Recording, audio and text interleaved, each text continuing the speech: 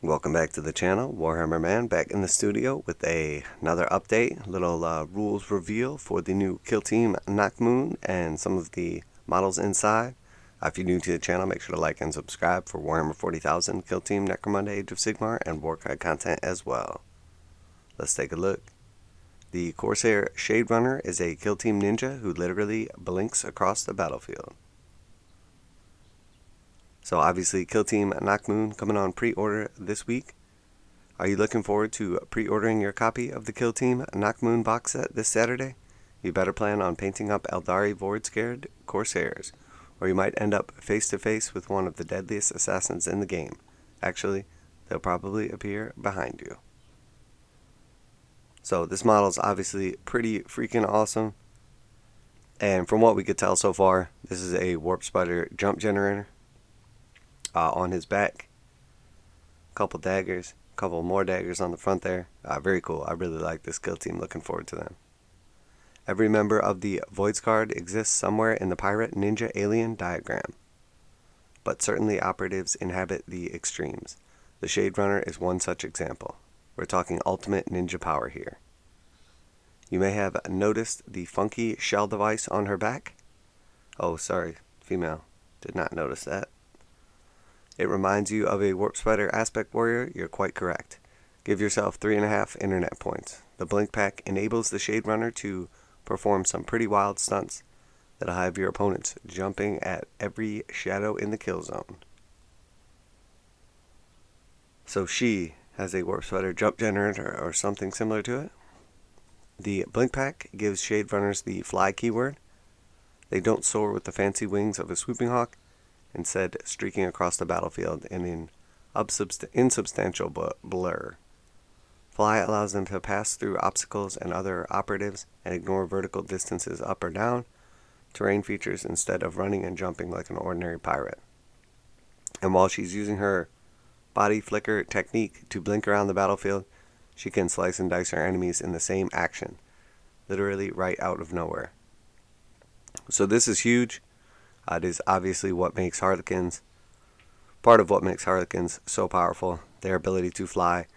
And obviously ignoring vertical distances is huge because, you could have a piece of terrain or elevation that is, say, 5 or even a second level, 10 inches off the battlefield, and essentially be at the bottom of it, and you can count 3 inches of movement to go from the bottom of it to the top because you're ignoring the vertical distance. So it gives you the ability to strike and then be much further away. So really gives you the ability to, or jump behind like a big crate or something like that. There's a lot of ways that you can use this to your advantage in Kill Team, and very powerful. So let's check out the slicing attack. 1 AP. Perform a free normal move action with this operative. Select one enemy operative this operative moved within engagement range of during that move. Roll 1 attack dice, as if this operative is fighting in combat. That dice can be re-rolled as a result of Relentless special rule. If the result is a successful hit, you can immediately strike that enemy operative. Alright, let's keep reading on here and then we'll take a look at that again. For just 1 AP, she can both move and attack with her Krule Hekatari blades, which do a massive 5 damage on a roll of 5 or 6, or 3 on a regular hit. As the rule states, you can even re-roll that attack because the blades have the Relentless special rule. The cool part, the Shade Runner gets this slicing attack even while she has conceal orders, blinking from one piece of cover to another without revealing herself. That's a totally risk-free attack, and the other set of holstered knives isn't just a gnarly belt buckle. They're throwing knives with the silent special rule, which she can throw without giving up her conceal order. That's the most ninja power move possible in a game of Kill Team. Alright, so let's take a look at this now. So they have just said she has Relentless, so she can reroll all of her attacks in combat, which is pretty awesome. She has 5 damage on a crit, 3 on a regular strike, and it has a crits on a 5. So 5s and 6s are crits for 5 damage. 1 through 4s, well, probably she hits on 3s, so 3s and 4s are 3 damage. And then obviously with a reroll, you should at least be hitting, let alone critting. Very high likelihood of that happening. Something like, I think it's like 88% you would hit or crit. And then 50% of that time is going to be a crit. So if it's 88, it's 44% of the time you hit, 44% of the time you crit, 12% of the time you miss. That is pretty good. So now this slicing attack, let's revisit this. 1 AP, perform a free normal move action with this operative. So assuming it's, roughly, let's say 3 circle. You move 6 inches, select an enemy operative that you moved within engagement range of. So obviously you can move through models and terrain because of the warp spider generator. So moving through this model, basically someone in the line that you moved in. And then you can basically perform like this special attack on. So normally obviously you can't move within engagement range of a model, but because you can move through, over models and terrain, this allows you to basically move through that model, and then as you move through them, you make like one single dagger attack against them. So normally you would spend 1 AP just to move. This is basically you just doing your normal move, and then you're getting a free attack on top of it. So pretty cool. Roll 1 attack dice as the operative is fighting in combat. Dice can be re-rolled as a result of relentless special roll. So yeah, so it gives you a free strike. You're not engaged in combat. Obviously, because you normal moved, you would not be able to charge afterwards. I'm assuming that these Eldar are probably going to have 2 AP each. So even if you did have the ability, you couldn't charge anyway.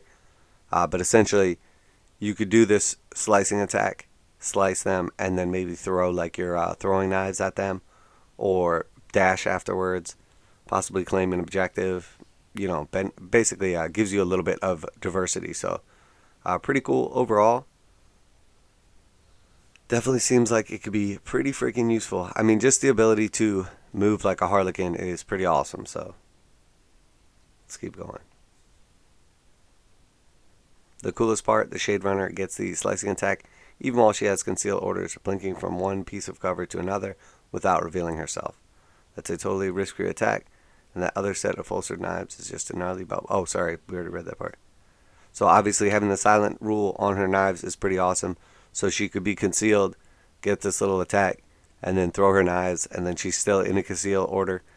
So, protecting her from being potentially targeted. Of course, the Shade Runner is just one operative in the Voidscarred lineup, and each of these swashbuckling Aeldari has their own lethal specialty. But if you read up on the raw killing power of the Legionary Butcher yesterday, you'll know the Voidscarred need all the tricks they can muster against Heretic Astartes with 10,000 years of murder aforethought. Keep an eye out for the Kill Team NACHMUND this week, and get ready to pre-order the box for yourself on Saturday. The Hecatori blades normally roll 4 dice in melee instead of 1, which makes them truly scary when your Shade Runner is ready to reveal herself. I'm not sure what they're saying there. Oh, okay, saying that you get 4 attacks with Hecatori blades normally instead of just the 1 from the special ability. So that makes sense. So yeah, I mean, pretty awesome. Definitely cool. I like the special rules. Obviously, the bespoke kill teams are awesome. I'm really looking forward to the new Harlequin team as well, the Void Dancers. That should be pretty cool. I really like the new balanced status slate. If you haven't checked that out, I did a nice, long, in-depth video on that. I know probably there's 2 groups of people that are probably going to be a little displeased with the balanced status slate. One is Tau Pathfinder players, but honestly, you had to know it was coming. I don't think it was overboard. I think they basically just nerf what they wanted to nerf and then put a little extra salt on top. But I don't think it changes much going in so hard on Worthy Cause. I think the chain activations and then making it 2 command points, or making it once per game, or making it you can only do it if your opponent has initiative, any one of those things would have made it much less useful. Because if you're in a 4-turn game, how many times is your opponent going to win initiative? Probably twice. So what's the most amount of times you'd be able to use it with just that rule? Twice. If you have to spend 2 command points and you start with 2 and get 1 a turn in a 4-turn game, you only have 5 command points. So at 2 command points, what's the most amount of times you could use it anyway? Twice. So limiting it to once and then making all those other limitations as well. I mean, realistically, it's not that big of a deal. They're basically just stacking a little extra salt on top. So, and it was overpowered before. The grenade nerf didn't really change that much. The marker light nerf was overdue anyway. There should be some way to hide from them, especially if you're playing a game or terrain board that is not completely obscuring, like as in you can hide completely from line of sight, I should say. So it's pretty fair. The other people that are probably salty are people that were playing Firstborn Marines, because all the other Marines, or Scouts, all the other Marines except for Firstborn Marines and Scouts got a buff. Scouts were already probably the best. Firstborn Marines were pretty good too, because you could take 6 of them and a little more diversity in your weapons. But it is what it is. The real winners were probably Necrons, Death Guard, 6 Plague Marine teams. Maybe Eldari, I don't know, we'll have to see. They've been so irrelevant lately, it's hard to tell if they'll actually be good now. But realistically, the main winners were probably like MEQs, either Grey Knights or Death Watch Marines. Because they were already decent, but didn't quite have the bodies to back it up. Now with 6 bodies and their equipment choices on Grey Knights and also Death Watch, I mean, they're going to be pretty sick. So I think we will definitely start seeing some more of them. So, but I'm really excited to see the new Chaos models. What we saw already from the Butcher and some of the other rules are pretty awesome. Definitely going to be some cool ways to build your team. It's not going to be like overly exhausting because you can only have 2 different marks on your team. So you're not going to have to worry about a million stratagems or, you know, a million rules to remember, because all your guys are going to be one of 2 marks basically, because of how the combinations work and like the rival between the Chaos Gods.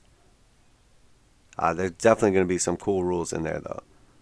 But I am really excited for the Voidscarred. I mean, I absolutely love these models, and then on top of that, they seem like they have some pretty cool rules. I mean, this model, pretty awesome. Definitely some cool, unique abilities. We already saw also like the bird taking away obscured. Pretty cool as well, having like that spotter ability with all like the heavy weapons. We know we have like some silent attacks on this. We know there is a sniper rifle on the Ranger. Definitely some psychic power from the... I don't know officially what that model is. Originally, I thought it was a Warlock. Maybe looked kind of like a Farseer. Now they're saying it's like a combination between a Warlock and a Farseer. Maybe it's some sort of like Wraithseer or something new we don't know about. But very cool overall looking. So cool to see there's going to be some Psychic as well. I really like the diversity of both teams and them getting some pretty cool, looks like powerhouse models. You know, shooting, combat, and Psychic for a nice combination. And then obviously the new Balanced Status Light is going to completely reset the meta. And then on top of that, Harlequins have already been very good and performing quite well in tournaments. Even considering the fact that they didn't have a bespoke team, they were by far the best compendium team.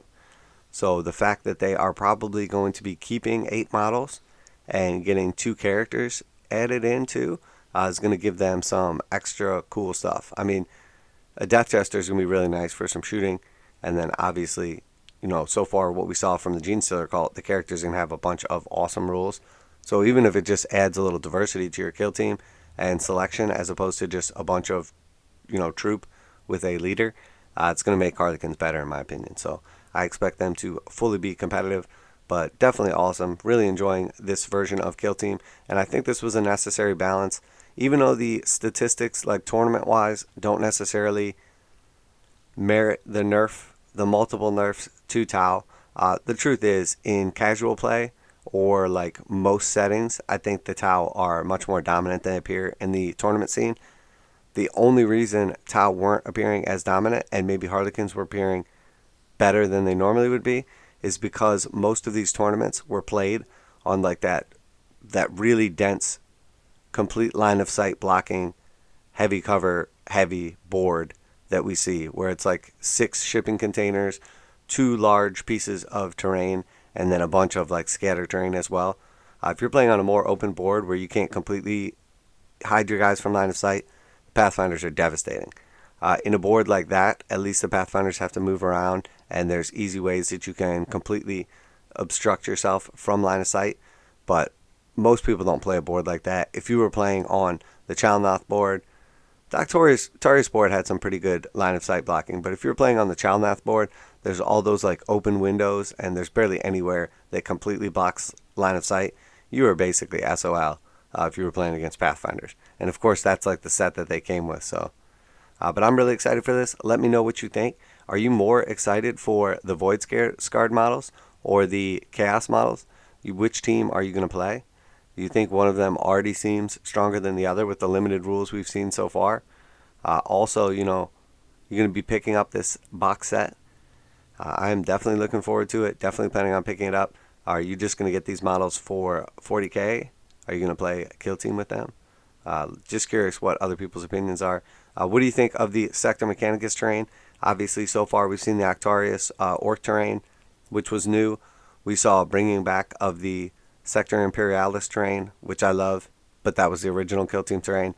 And then obviously now we're seeing the revision of the, second kill team set terrain, which is the Sector Mechanicus, but with a little extra twist on it. It's a bunch of different stuff, but still the Sector Mechanicus, like world terrain. So curious to hear everyone's opinions. But let me know down in the comments if you enjoy this type of content. I always appreciate to hear from you guys. Make sure to like and share with your friends.